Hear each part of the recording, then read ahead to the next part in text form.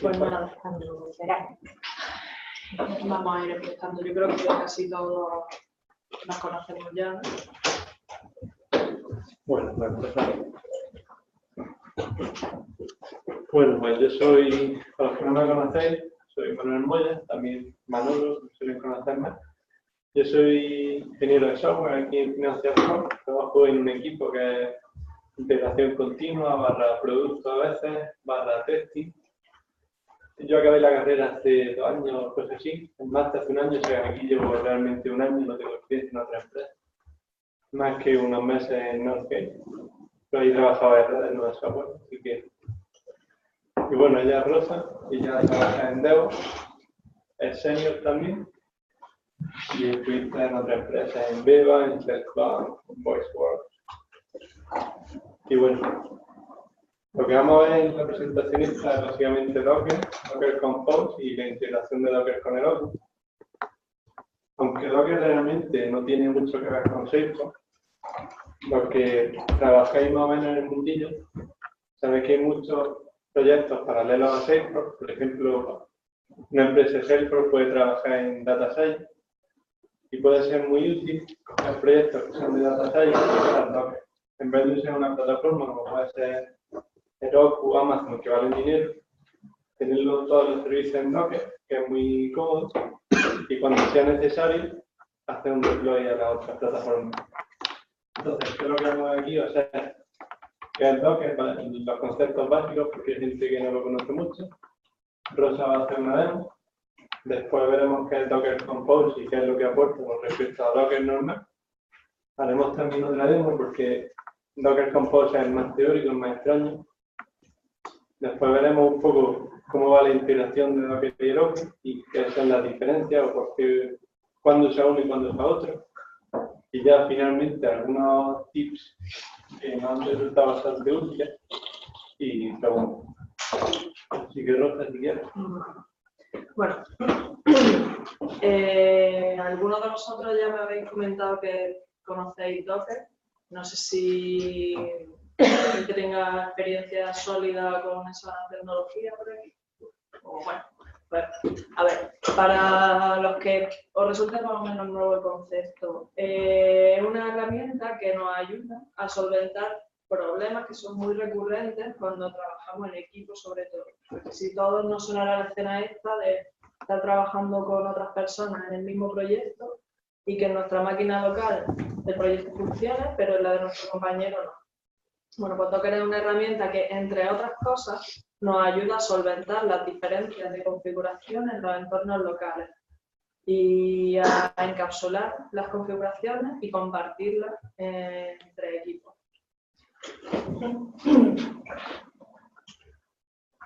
Lo que hace para conseguir esto es, de algún modo, virtualizar, lo digo entre comillas porque no es una virtualización total, lo veremos con más detenimiento de esto, virtualizar configuraciones de distintos entornos. Imaginaos que vosotros trabajáis en varios proyectos a la vez, o que tenemos varias herramientas.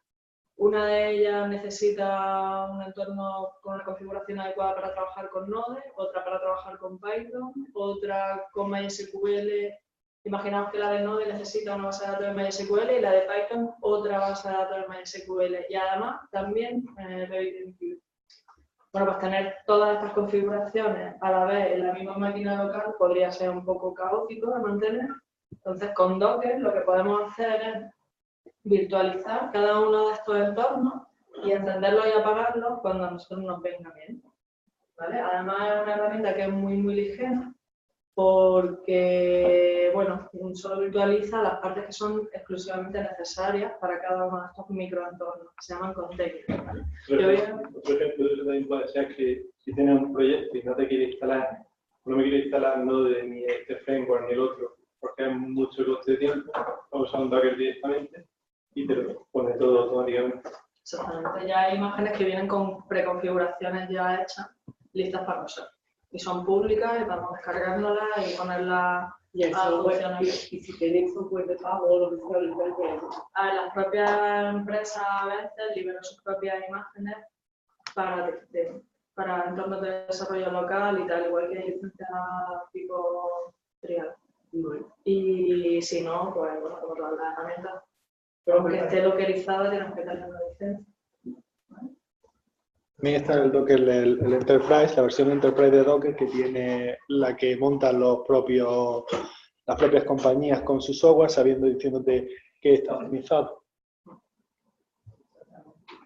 Bueno, estos son algunos de los términos que son más básicos y que van a ser más recurrentes a lo largo de la presentación. Y para que, bueno, yo voy a empezar a contaros lo que es y a tratar con estos términos. Al principio resultarán un poco extraños y conforme vaya hablando y veáis la demo y eso, espero que sean más comprensibles. De todas formas, para que sea más fácil asimilar, lo voy a hacer una comparativa con una herramienta con la que sí que estáis familiarizados, que es Git. Bueno, muchos de nosotros trabajamos con Git, para que veáis que aunque no son la misma herramienta y no sirven exactamente para lo mismo, sí que hay muchos conceptos que son muy parecidos, ¿vale? Por ejemplo, en Git tenemos herramientas como GitHub o, bueno, otras... Bitbucket. O Bitbucket, efectivamente, que son plataformas remotas en las que almacenamos muchos repositorios. Vale, pues con Docker tenemos plataformas que son similares, que son los Docker Hub, en los que también se almacenan, en este caso, no repositorios como en Git, sino imágenes. ¿Vale? Con Git, cuando tenemos un repositorio en GitHub y nos lo colocamos a nuestro equipo local, ¿no? Tenemos una copia local, un repositorio local en nuestra máquina. Con Docker lo que hacemos es descargarnos imágenes de los Docker Hubs, ¿vale? A grandes rasgos, no que sean conceptos idénticos, pero un poco es la idea. Y cuando trabajamos desarrollando código y queremos desarrollar una funcionalidad nueva, ¿vale?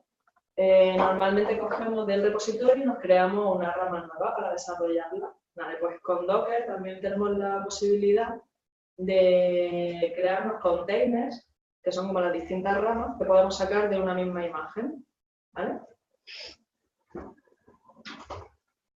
Este sería la equivalencia en el flujo de trabajo habitual, ¿no? Tenemos un repositorio remoto, clonárnoslo en local y sacar una o muchas ramas en Git. Arriba tenemos el equivalente en Docker, tener un Docker Hub, descargarnos una imagen y crear uno o varios containers. Aquí no aparece, pero igual que en Git también tenemos la posibilidad de hacer un commit sobre un estado específico de una rama y añadirlo al repositorio y subirlo al repositorio remoto. Con Docker también, si queremos, podemos hacer un commit, además se llama igual, se llama commit en Docker, de un estado específico de un container, añadirlo a la imagen y taguearlo como una versión nueva de la imagen y subirlo al hub para que nuestros compañeros se lo descarguen y la imagen en ese punto específico si quieren o para hacer un deploy desde ahí o lo que sea. O sea, como veis, son herramientas que tienen ciertos paralelismos. De hecho, si te haces una cuenta de Docker personal, tienes como tu propio hub y te puedes subir tu imagen, aunque lo normal es que las empresas tengan su hub. Exactamente. Que Docker Hub es como el GitHub de Docker. Ya, hay mucha gente que está acostumbrada a usar el hub, el genérico de Docker. Pero Desconociendo puedes que tener la la propia empresa tiene. Ah, por cierto, una cosa que no he comentado. También en Git tenemos la posibilidad de, cuando vamos a trabajar con un repositorio, en lugar de descargárnoslo desde un repositorio remoto, hacer un init directamente de un repositorio en nuestra máquina local, ¿no? Con Docker también podemos crear una imagen directamente en nuestra máquina local en lugar de descargarla de un hub. De hecho, vamos a hacer un ejemplo, vamos a ver un ejemplo de cómo dockerizar una aplicación y vamos a crear la imagen directamente del local en lugar de descargarla. Y como decía, es una especie de virtualización, pero no es exactamente lo mismo. Solo se virtualizan aquellas partes que son indispensables y el resto de cosas que necesita la máquina virtual para el container para funcionar la utilizan de los propios recursos de la máquina local. Esto es muy bueno porque hace que el trabajo con Docker sea muy ágil. Podemos encender nuestros containers y recrearlos con mucha rapidez. pero también limita un poco el trabajo, porque en teoría, inicialmente solo, luego voy a posicionar un poco el tema, sirve para virtualizar sistemas Unix sobre máquinas de Unix. Por ejemplo, en esta máquina, que es Mac, podemos virtualizar un container Ubuntu, pero no podríamos tener un container con Windows. Y en principio, sobre una máquina física de Windows, tampoco podríamos directamente virtualizar Ubuntu. No sé si alguno de vosotros tiene experiencia usando Docker con Windows. Sí, yo he usado con Windows y con Linux. Se puede hacer, aunque no es el objetivo con el que se desarrolla inicialmente, se puede hacer y, bueno, lo que te ocurre en ese caso es que tú tienes tu kernel de Windows, en vez de en la virtualización completa, tú tienes un hipervisor y luego tienes tu kernel. Pues aquí en este caso, como Windows, en Docker en realidad lo que pasa es que los contenedores corren a ejecutarse directamente en el kernel de Linux. Directamente. Es como un proceso que no ve al resto de los procesos, no ve el sistema de ficheros y además solo ve la CPU que tú le quieras entregar y la memoria. Con Windows lo que ocurre es que digamos, el Docker de Windows instala una máquina virtual de Windows y donde entra a correr el contenedor, y por eso cuando arranca Windows se tira un ratito porque está arrancando la máquina virtual de fondo y se queda allí un ratito esperando y luego después te deja correr los contenedores. Una máquina virtual de Windows, no de Linux. Sí, estoy pensando. Una capa adicional de virtualización que es necesaria. Exacto. Es que lo guay de los contenedores es que te quitas de un plumazo, tienes tu kernel de Linux, en la virtualización tienes el hipervisor que no está en la containerización y luego encima tienes otro kernel arrancado. Entonces está arrancando kernel, hipervisor, kernel. Te quitas el hipervisor, te quitas el kernel y son procesos que corren directamente en el kernel de Linux. Y es súper rápido y funciona. Con Windows, como veis, también se puede hacer, tener una capa más de necesaria, pero... Estuve pensando en explicarlo, pero en un ensayo, hablando del hipervisor, guié más a la gente de lo que ya estaba. Sí. Así que preferimos decir solo esto. Lo siento. Bueno, vamos a hacer una demo de cómo funciona Docker, ¿vale? Va a ser una cosa sencillita. Hemos preparado una aplicación que está desarrollada con Node y no tiene prácticamente nada, es solo una página.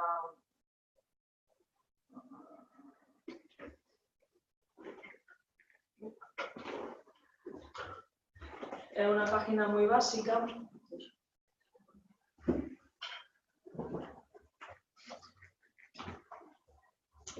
La letra más grande. Si no veis bien algo,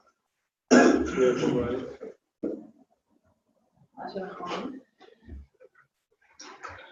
Esta página lo que tiene, digamos, dos grandes bloques. Por un lado está la aplicación de Node en sí, que voy a lanzarla en mi máquina local directamente. Necesita conectarse a una base de datos, que es lo que voy a dockerizar. ¿Vale? Esta base de datos tiene una tabla.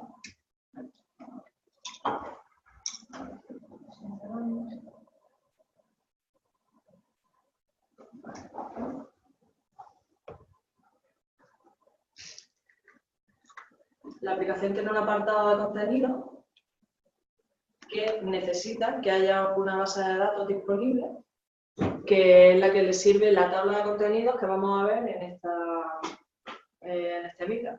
¿Vale?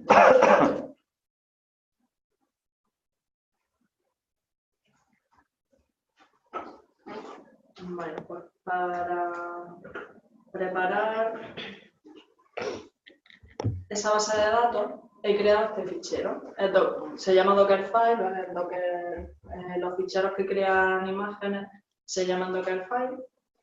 Y estas son las instrucciones para crear la imagen que necesitamos. Le estamos diciendo que use como base una imagen pública de Postgres en su versión 9.4 y luego le estoy dando una configuración específica. Estoy seteando 3 variables de entorno dentro de este entorno virtual que voy a crear, que son el nombre de la base de datos, el nombre de usuario y la contraseña. A continuación, estoy creando una carpeta, un directorio dentro de esta máquina virtual y estoy copiando un fichero que tengo aquí preparado, este de aquí, dentro de esta carpeta que acabo de crear.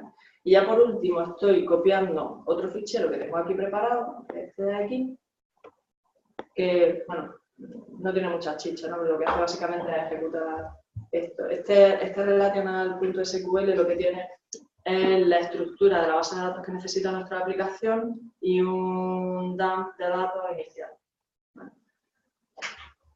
Y como truquillo deciros que esta imagen de Postgres cuenta con una carpeta que está de aquí,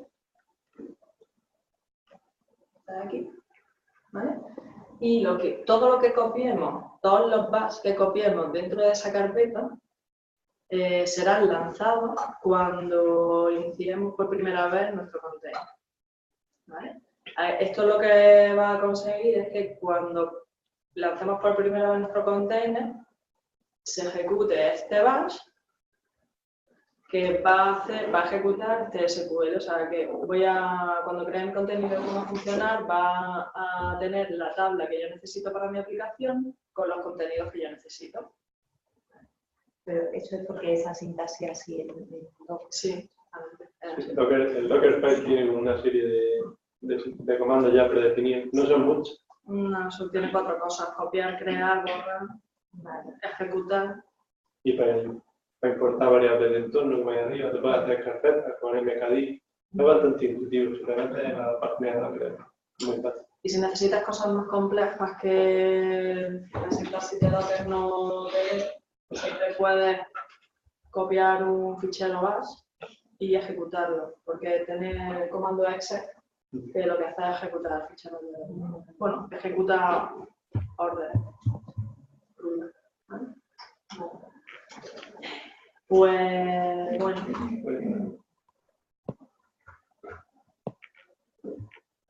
Me vengo aquí a la carpeta esta en la que tengo el fichero Dockerfile, ¿eh?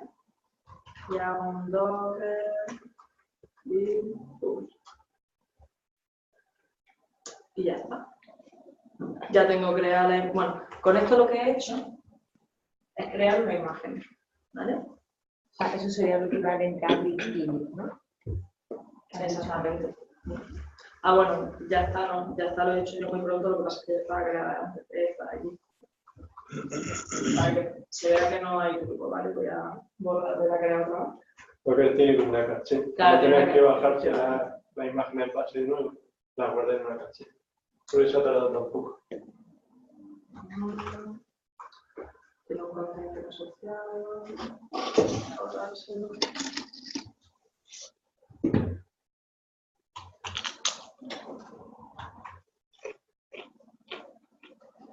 Ahora.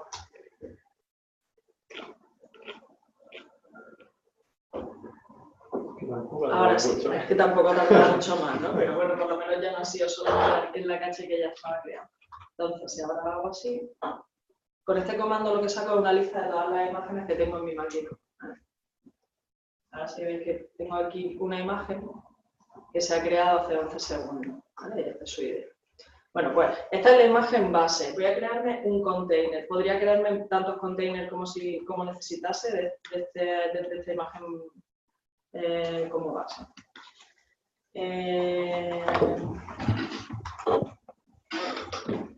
Para crear un container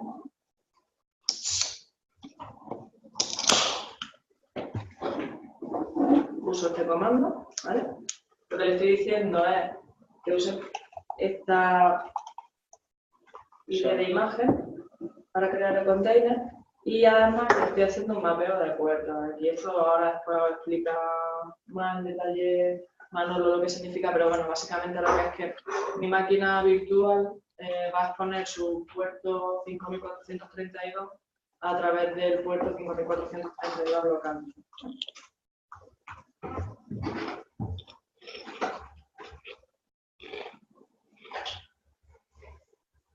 Y el identificador ese de la imagen que has creado, ¿no? Sí. Y ya está. Esto ya está funcionando. Si yo hiciese ahora esto, vemos que tengo la base de datos funcionando, ¿vale? Y que puedo usarla. Y si vuelvo a mi aplicación y refresco esta página, vemos que ahora la página de contenido ya sí que ha podido establecer exitosamente la conexión con la base de datos y ha podido consultar la tabla que se llama contenido, ¿vale? Por ejemplo, bueno, todo esto está muy guay, ¿no? Pero bueno, pudiendo tener una base de datos en mi máquina local, ¿para qué me voy a meter todo este tinglado? Pues, vamos a poner un ejemplo práctico de por qué es útil hacer esto. Voy a hacer un cambio en el contenido de la base de datos. Lo voy a hacer aquí directamente, ¿vale? Voy a coger, por ejemplo, esta línea de la tabla. Sí, muy bien. Es que si lo hago mucho más grande, esta, ¿vale? Así se ve bien. Sí. Voy a cambiar, por ejemplo, esta línea de la tabla, ¿vale?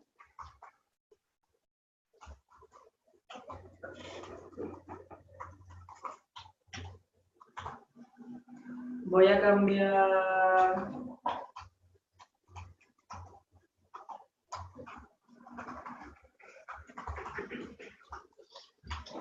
esta línea y en lugar de que el speaker del punto 5 sea rosa, voy a asignárselo a Manuel también. Aquí vemos que pone todavía que el speaker de la línea 5 es rosa. Si refresco, ahora vemos que en la tabla de contenido, ya para el punto número 5, el speaker es Manuel. Pero eso no me parece bien. Pero eso Manuel no me parece bien porque es más trabajo para él. Entonces, vale.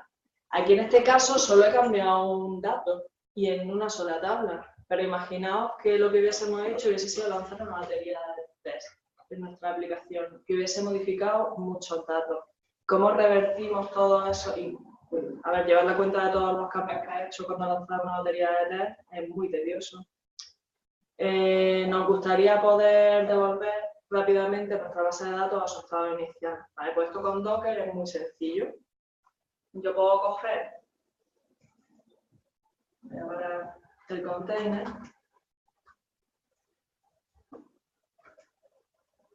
este es el container que acabo de parar, lo voy a borrar y voy a crear otro container igual que he hecho antes a partir de la imagen base.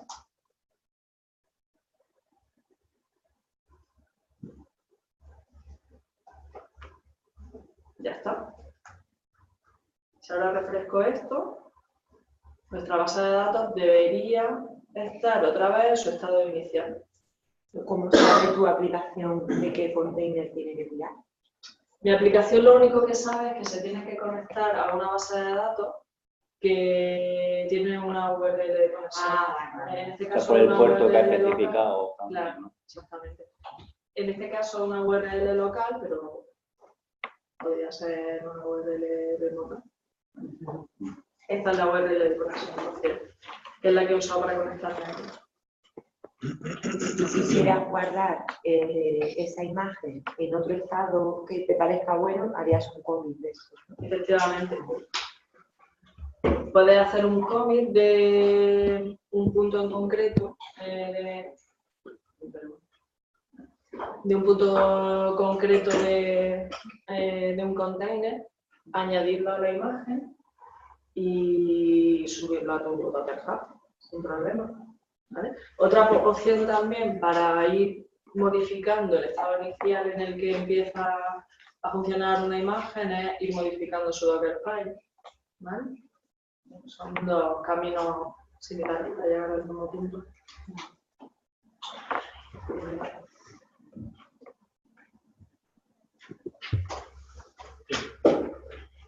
Docker, aunque para los que lo hayáis visto por primera vez puede resultar un poco más complicado, realmente es súper fácil cuando te saben los 3 comandos, pero es muy fácil cuando tienes un servicio. Por ejemplo, aquí hemos dockerizado una base de datos.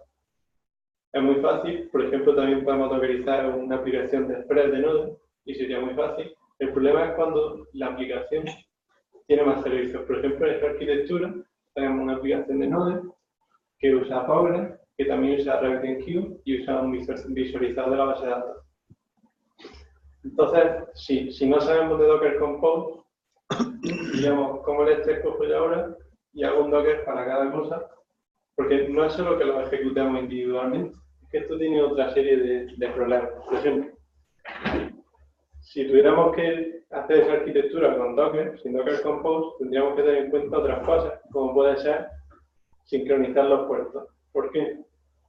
Como ha dicho Rosa antes, la aplicación tiene ese puerto dentro de su container, pero ella lo ha mapeado a localhost. Entonces nosotros tenemos que saber cuáles son los mapeos que hemos hecho, tanto para Postgres, como para RabbitMQ, como para Miner, como para Node. Tendríamos que apuntarlo a algo porque si la arquitectura es muy compleja nos perderíamos. Más problemas puede ser sincronizar con los cambios de código. Si nosotros hacemos un cambio en el código de alguno de los servicios, tenemos que saber que tenemos que recrear ese servicio en concreto. Tenemos que tener en nuestra cabeza que ha sido ese que ha cambiado. Y lo mismo pasa para la configuración. Si la configuración ya no es código, configuración, por ejemplo, el puerto, la variable entorno que usamos en Postgres cambia, tenemos que saber que tenemos que recrear este servicio. O sea, son un montón de cosas que tenemos que guardar en nuestra cabeza manualmente que pueden hacer que usar Docker sea súper tedioso. Y el orden en el que se... Claro, por ejemplo, esto es algo muy básico. Tenemos una aplicación de Node que usa Express y usa una base de datos y RabbitMQ. Es obvio que la base de datos tiene que estar lista cuando arranque nuestra aplicación de Express. Entonces tenemos que saber que lo primero que vamos a ejecutar va a ser Postgres, va a ser RabbitMQ y finalmente la aplicación. Todo eso lo tenemos que hacer manualmente. Entonces, ¿qué es lo que nos aporta Docker Compose? Docker Compose es un archivo que nosotros definimos y nos aporta una arquitectura multicontenedor. Es decir, en este archivo que hay aquí, yo voy a coger y voy a definir una base de datos directamente. Se puede usar un Dockerfile o no. Aquí, por ejemplo, voy a entender de esta imagen base, que es la misma cosa rusa. Voy a poner mi servicio de RabbitMQ y voy a poner mi aplicación hecha en Node. De esta manera estoy orquestando los tres servicios desde un mismo fichero. Y todos los problemas que he visto antes, por ejemplo, las variables de entorno. Docker nos da soporte para guardar nuestras variables de entorno para cada servicio. Por ejemplo, en la base de datos podemos decirle cualquier una variable de entorno para el usuario, otra para la contraseña y otra para el host. Pues se lo ponemos en el mismo servicio, le podemos decir environment y definirla. Lo mismo para la aplicación. Quiero decirle que se conecte a esta base de datos. Pues lo definimos directamente en el Docker Compose. Las dependencias entre los contenedores, que es lo que estaba explicando antes.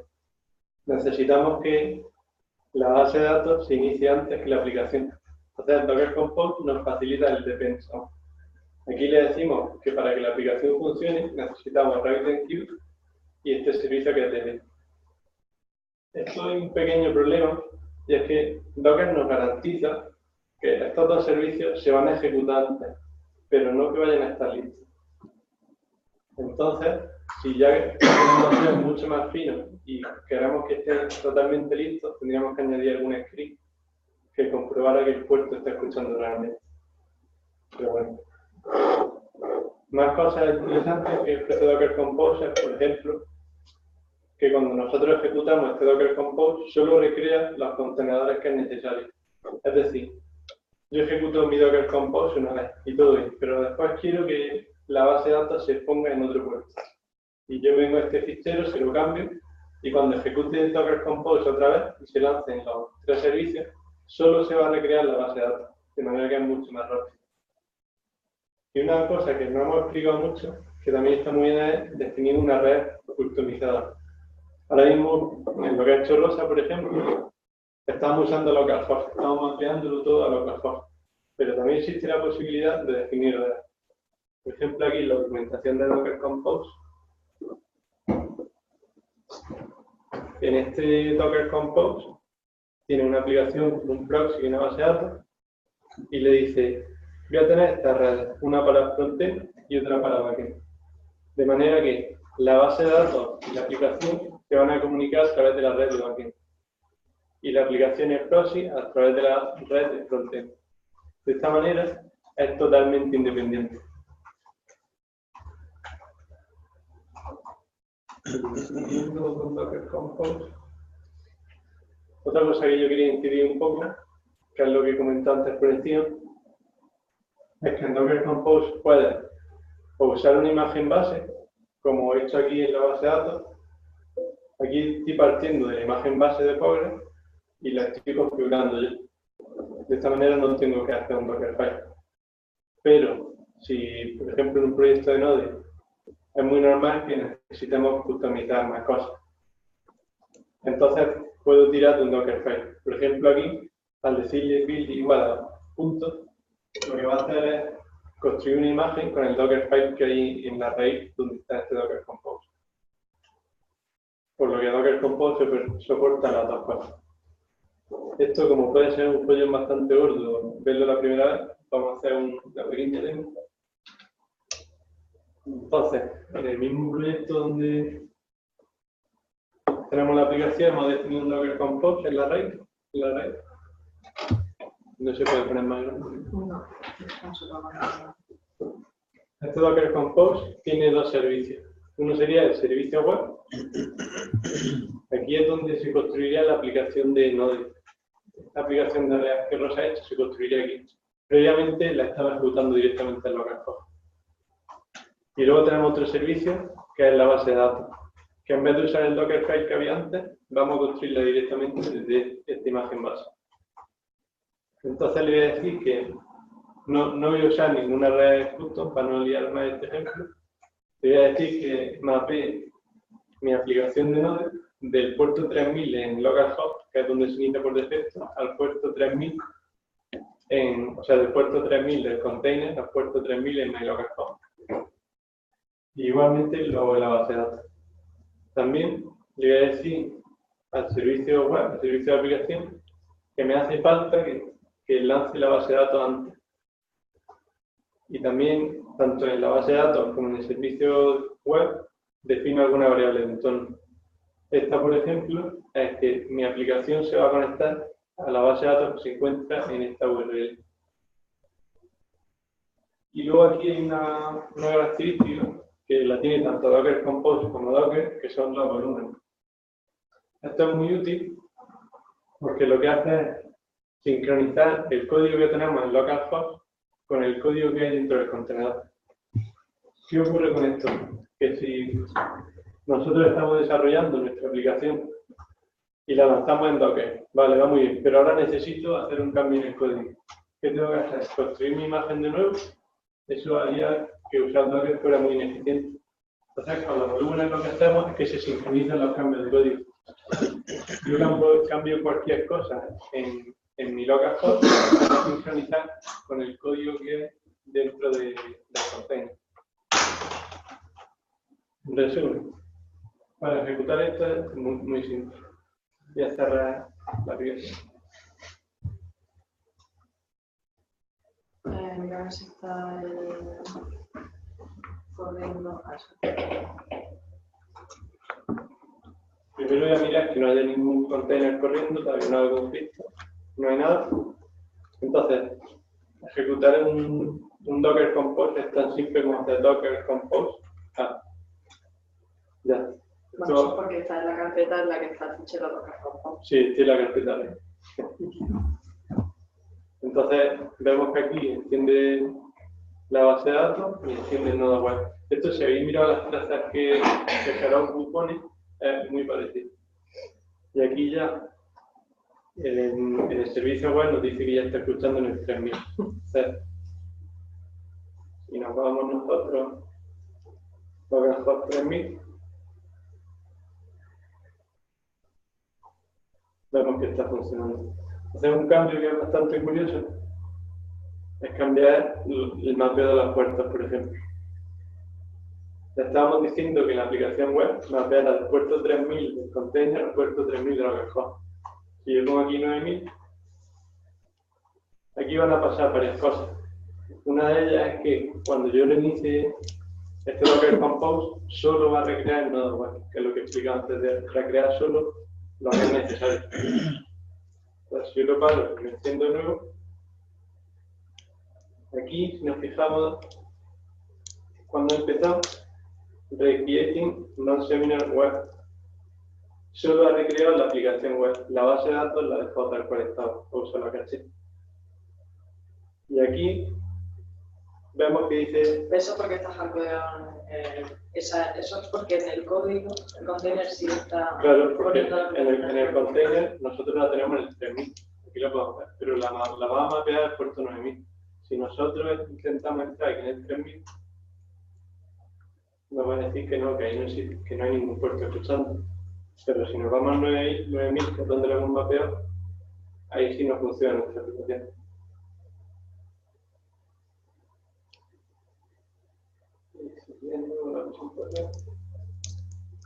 Ahora que conocemos más o menos por encima Docker Compose y cómo usarlo, vemos cómo se puede hacer la integración. A ver, la integración con Heroku tiene ciertas limitaciones y no es la más habitual. Con Heroku casi siempre se usa la integración a través de GitHub o el deploy directo a través del CLI de Heroku.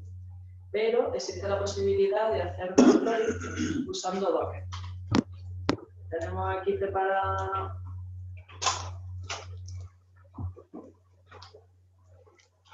una aplicación en Heroku. En la pestaña de deploy vemos que hay distintos deployment methods. Bueno, si queremos usar Heroku tenemos que venirnos aquí al Container Registry y seguir estas instrucciones. Voy a parar esto, ¿vale?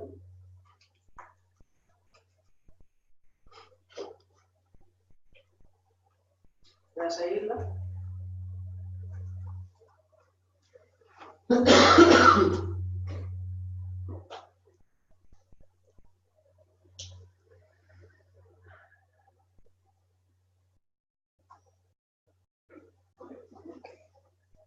Ya estoy logada. Ahora nos pide que miremos. Bueno, una de las limitaciones que tiene ahora mismo el deploy a través de Docker es que en este ejemplo, por ejemplo, que tenemos dos servicios diferentes, nos gustaría poder hacer deploy de dos dinos, que es el equivalente en Heroku de los containers. Lo intuitivo es usando Docker Compose. Si tú no conoces esto, es que tú deployas el Docker Compose entero. Y sus dos servicios, base de datos y aplicación. Bueno, a día de hoy todavía no es posible hacer eso con Heroku, pero sí podemos hacer un deploy de la aplicación web y un aprovisionamiento de otro tipo automatizado o manual de la base de datos. Pero con el Docker Compose sí que se podría. No, Docker porque Heroku no lo permite. Docker Compose te crea unos containers. Sí. Igual que lo ha creado Rosa, pero lo hace automáticamente. Entonces, con Docker PS lo que hace es ver los containers que tiene, independientemente de que sean de Docker Compose o de un Docker normal. Vale, pero si necesitas un container de Docker normal para poder utilizar Heroku. El container es el mismo, el que te genera Docker Compose que Docker. O sea, Docker Compose ha generado dos containers, Sí. pero son igual que si lo hubiese generado individualmente. Vale, y los containers equivalen a los dos Claro, containers. lo que pasa es que Docker Compose nos agiliza el paso de crear uno por un lado y otro por otro. Todos estos problemas que tiene la arquitectura de tener tantos servicios, pues te ayuda en eso. En este caso, bueno, siguiente paso, el login.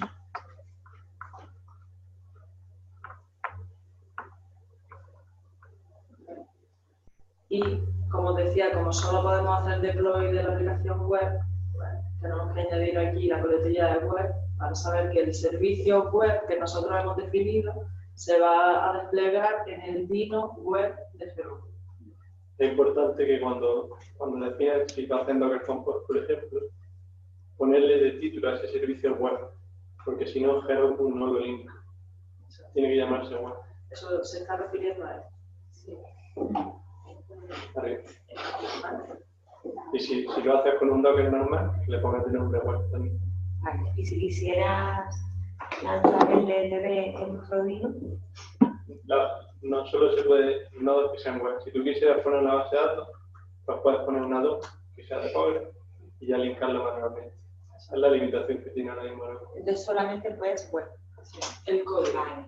Lo que puedes deployar es el código. Vale. Suponemos que en el futuro este servicio de deploy irá evolucionando y permitirá hacer cosas más parecidas a lo que podemos hacer con Docker Compose, que es trabajar con distintas imágenes, con distintos containers a la vez y hacer deploy de varios containers a la vez.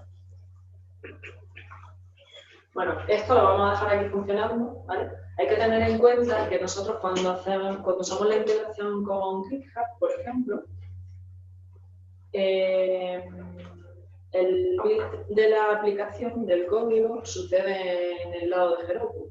Con lo cual, aunque para nosotros la orden de hacer deploy sea inmediata, realmente tarda un tiempecito, está en Heroku creando el código de la aplicación, haciendo el build, y luego al cabo de unos minutos está disponible en la aplicación. Aquí lo que está pasando es que todo ese proceso está sucediendo en mi máquina local. Y una vez que esté hecho el build y la aplicación, el código de la aplicación esté lista para ser deployada, lo desplegaremos directamente desde la máquina local. Entonces, esto va a llevar un ratito. Seguimos con la presentación y luego continuamos con esto. Entonces, Rosa, cuando utilizas Heroku normal, el build se hace arriba, que haces el push, ¿no? Sí. El build se hace arriba, el contexto sería abajo y tú ya subes el código. Exacto. Vale.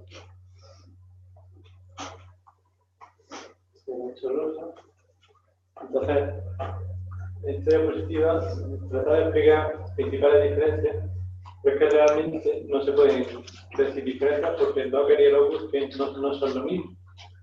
Lo que yo sí quería que quedara un poco claro en el seminario es que, aunque no sean lo mismo, si tú usas Docker a la vez que usas Heroku o usas otro registry como Amazon, obtienes mucha más potencialidad que si usas únicamente uno de los dos. ¿Por qué? Si usamos solo Heroku, primero es que Heroku vale dinero y segundo es que estamos construyendo una aplicación específica para Heroku. ¿Qué ocurre con esto? Que si algún día nos mudamos de Heroku a Amazon Web Service, por ejemplo, vamos a tener que hacer muchos cambios en la aplicación para que sea compatible con Amazon Web Service. A la inversa pasaría lo mismo. Entonces, Docker puede actuar como una capa intermedia de manera que nosotros, nuestro desarrollo normal, lo hacemos en Docker, que como hemos visto, nos da un montón de ventajas. Y además es gratis. Cuando sea necesario, nosotros subiríamos esos Docker que hemos hecho, los haríamos un deploy Heroku y los probaríamos en la ocasión específica. En eso nos hemos ahorrado un montón de dinero. Y además, en el momento que cambiáramos de registry, cambiamos a Amazon o al que sea, normalmente los registry intentan ser compatibles con Docker simple.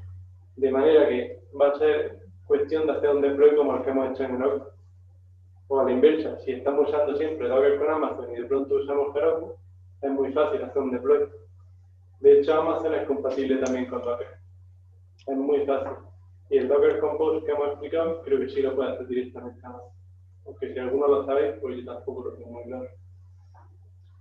Bueno, y a la inversa también funcionaría bien. Si tenemos una aplicación que normalmente está siendo usada en Amazon y queremos migrarla a Heroku y está localizada, pues... Mientras tengamos un Docker, lo normal es que se pueda deployar muy fácilmente a un registry.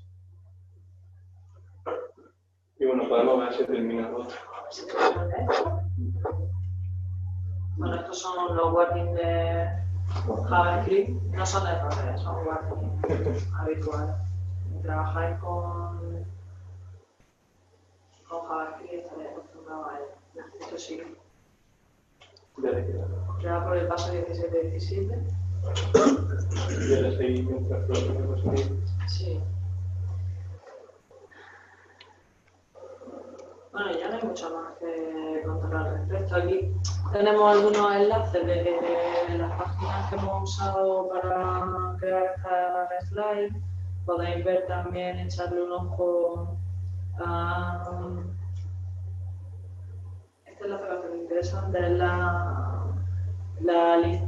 hay una lista de imágenes disponible en el Docker Hub, que igual que yo he usado la de Postgres como base para dockerizar mi base de datos, pues hay imágenes listas para ser usadas de prácticamente cualquier tipo de aplicación que vayáis a desarrollar. Por ejemplo, Jenkins está en Docker, o Blue Ocean está en Docker. Entonces, si quieres probar algo que no puedes porque tu compañero no tiene tal plugin, puedes hacerte un Docker con tu Jenkins, meterle el plugin y probarlo independientemente.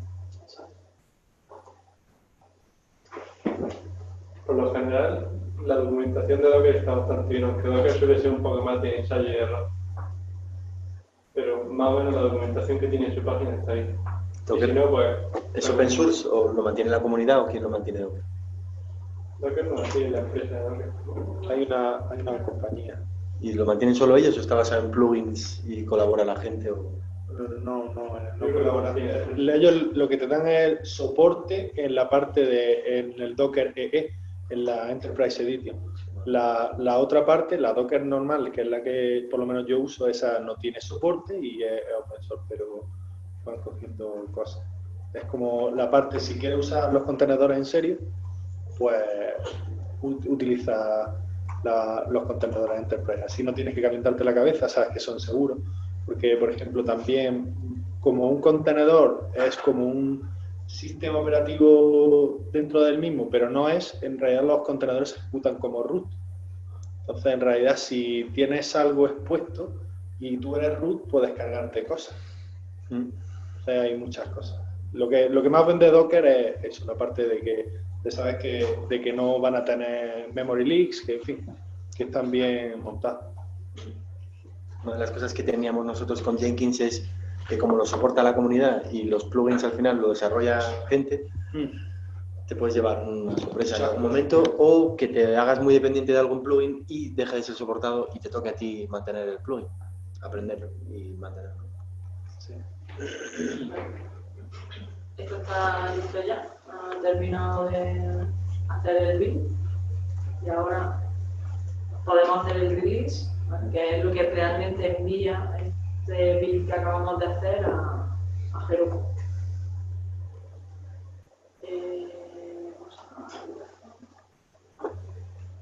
Docker, sí. Entonces,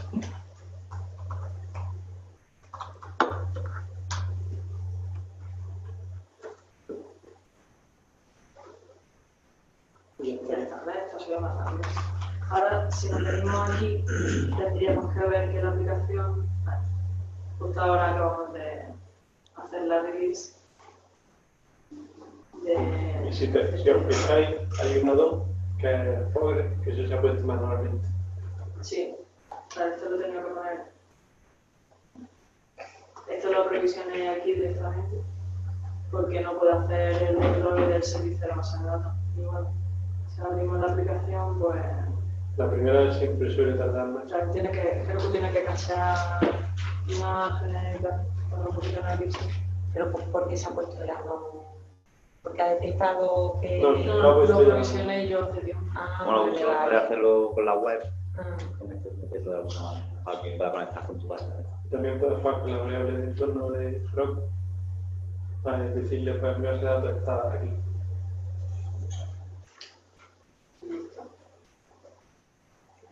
¿Alguna curiosidad? ¿Alguna? Yo no me entero muy bien de lo del precio, o sea, no es de pago gratuito totalmente, lo único que cobran es el soporte. Docker lo puedes usar de forma gratuita si quieres, pero también tener servicios que son... La parte de Docker Enterprise es de pago. Si Sí. tú quieres utilizar imágenes hechas por quien hace el software, pues, o soportadas por la propia Docker, tienes que pagar. Eso son casi un grupo de imágenes o que sea imágenes que haya por ahí libre. Claro, sí. Hay un recurso que que a mí me parece fantástico, que es Bitnami, por ejemplo. No sé si conocéis Bitnami. Ellos tienen imágenes de cualquier cosa, de cualquier cosa, de cualquier cosa. Entonces, cuando, por ejemplo, tú te mueves a un entorno en el que no conoces cómo se hace la instalación o cómo dockerizar algo, lo puedes utilizar de guía. Está muy bien.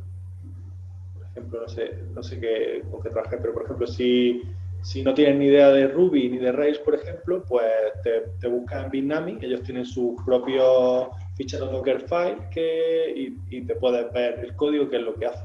Porque un Dockerfile en realidad no es más que los comandos de consola para construir tu aplicación con un prefijo delante, que son esa es la síntesis que tienes que aprender del Dockerfile.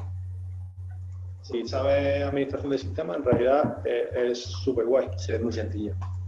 Una vez que es un par de Dockerfile más o menos entiende lo que está pasando. Y a no ser que tenga una estructura que sea, una arquitectura que sea muy compleja, muy Por fácil. ejemplo, el único caso que me ha costado mucho hacer un Docker Compose ha sido usar Super10, no sé si conoces, un framework como para texto. Y como eso funciona en modo gráfico y Docker es headless, aunque Super10 también se puede poner headless, hay que hacer un montón de configuraciones para poner algunos plugins y demás, que es bastante complicado. Pero por lo general es muy fácil. Y por ejemplo, comunicar una instancia de un Docker con otra, ¿cómo se puede hacer? Containers. Cuando tú arrancas un contenedor o lo haces desde un Docker Compose, lo primero que hace Docker es iniciar una red en la que los contenedores se comunican directamente.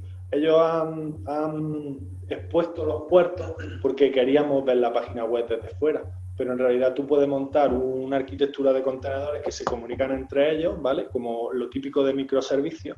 Tú comunicas, tú mandas tal a tal, tú mandas tal a cual, y no hay salida externa, ¿entiendes? Pero ellos, claro, como queríamos ver la página web fuera, por eso es por lo que han expuesto los puertos. Y como ejemplo de Docker Compose, necesitas redes independientes, tú las defines y es totalmente independiente del frontend, backend o las redes que tú hagas. Y si tienes que hacer algún ajuste, alguna configuración de alguno de los contenedores porque algo no funciona bien o porque algo ha cambiado y no... Muchos ajustes se pueden hacer directamente en Docker Compose, como la variable del entorno o las puertas. Y si es muy específico, a lo mejor te puede hacer un Dockerfile, tirar de ese Dockerfile y cambiarlo por la consola por terminal o... A ver, que siempre puedes, una vez que tenga el container levantado, si no sabes qué es lo que le pasa al container, porque lo he intentado arrancar y no funciona. Bueno, está arrancado el container, está funcionando, pero la aplicación No se comporta, funciona. sí. Tú puedes entrar de forma interactiva, como si estuviese a través de la consola, a través del bash, a través de tu bash puedes acceder a... Como si hicieran necesidades. Exactamente. Bueno. Entonces puedes ya trastear a ver qué es lo que le pasa. Qué guay. Investigar. ¿Has utilizado Docker F5? Sí. Por ejemplo, uno de los proyectos que estoy haciendo yo he hecho un Docker para no tener que estar levantando la base de datos siempre. Y luego en el proyecto de performance, de medida de rendimiento de las aplicaciones, ahí lo tenemos hecho en un Docker Compose. De manera que si llega un manager o alguien y quiere probar la aplicación, que no se tenga que instalar todo. Se pone su Docker Composer y obviamente un manager no va a tener TypeScript, no de para hacer la API. Vale.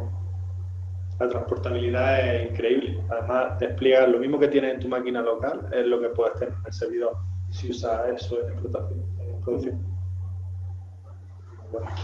Nosotros estamos usando, tenemos un stack de Microsoft, esto basado en Windows y Azure, y tenemos plantillas JSON en Azure que las hemos configurado a mano y que las hemos guardado y en realidad nos ha costado bastante montarlas.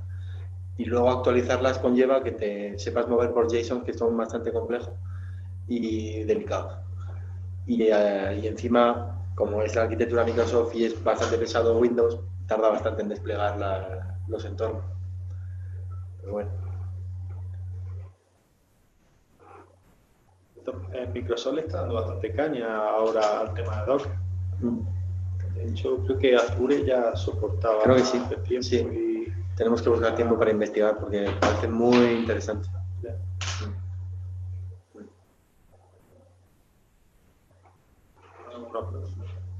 Los-